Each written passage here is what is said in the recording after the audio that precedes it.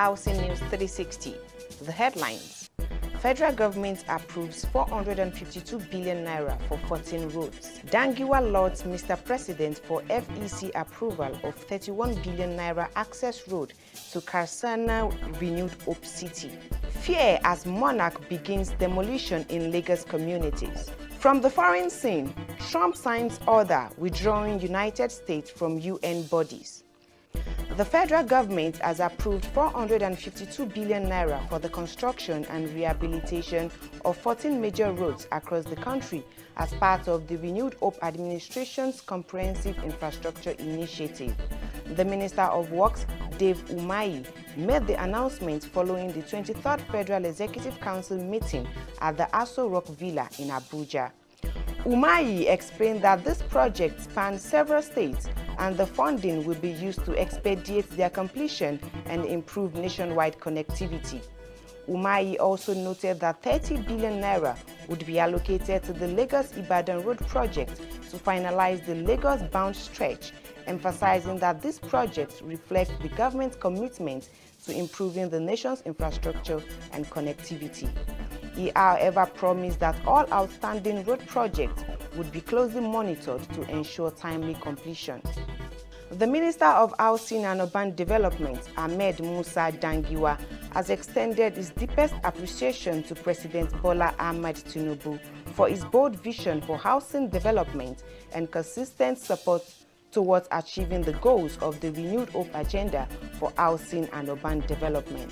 This commendation follows the approval of 31.66 billion naira by the Federal Executive Council for the construction of a critical access road to the 3,112 housing units Renewed Hope City in Karsana, FCT, following the presentation of a memo by the Minister of the FCT, Nyesom Wike. Dangiwa described the approval as a significant milestone in the Tinubu administration's efforts to address Nigerians' housing deficit and ensure sustainable urban development. However, the construction of the access road is expected to commence soon, with the project being closely monitored to ensure timely delivery. The Inspector General of Police, Kayode Egbetokun, has raised serious concerns about the unwarranted and unethical practice of transferring ongoing cases and misusing public office by certain officers and individuals, warning that such practices would not be tolerated. This statement was contained in a release made available by the First Public Relations Officer, Assistant Commissioner of Police, Olumuyiwa Adejobi. The statement clarified that the police have no jurisdiction over purely civil matters, particularly in matters of land ownership, unless there is an underlying criminal element. He, however, called on citizens to trust the police to deliver justice and to report any unethical practices through appropriate channels.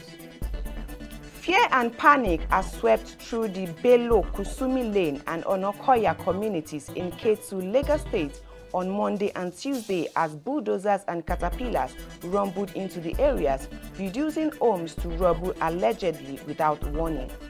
Terrified tenants and landlords witnessed heavily armed policemen, fierce-looking thugs, and suspected land grabbers enforcing the demolition. Several distraught tenants alleged that the Onikosi of Ikosi, Alamu Onikosi, orchestrated the demolition based on a court order he purportedly obtained from an Ikeja court. However, landlords and tenants insisted they received no prior notice before the monarch forcefully began the exercise. Meanwhile, the said court order obtained revealed that the ruling was issued by Honorable Justice M.A., Savage Judge of Court 24, Land Matter Division, Ikeja, on November 8, 2023. The Kano State government is set to inaugurate 20 newly constructed public slaughterhouses across the state, valued at 1,550,825,750 naira 95 kobo. The slaughterhouses are located in various local government areas, including Dawakin Tofa, Kunchi, Bichi, among others, built under the Kano State Agro-Pastoral Development Project. This initiative was jointly funded by the Islamic Development Bank, the Lives and Livelihood Funds, and the state government. The objective of this intervention is to guarantee the safety of meat, monitor animal diseases, and control the spread of zoonotic diseases that impact public health.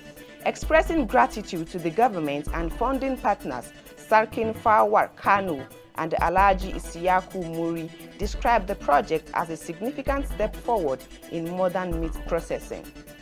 From the foreign scene, the United States President, Donald Trump, on Tuesday signed an executive order withdrawing Washington from a number of United Nations bodies, including its Human Rights Council, and setting up a broader review of U.S. funding for the multilateral organization.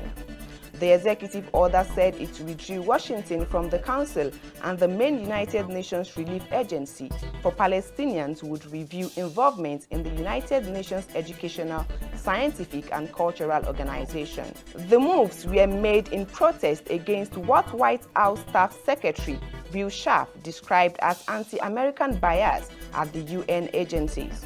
Trump, however, has long railed against Washington's levels of funding of multilateral bodies, calling for other countries to increase their contributions, notably at military alliances.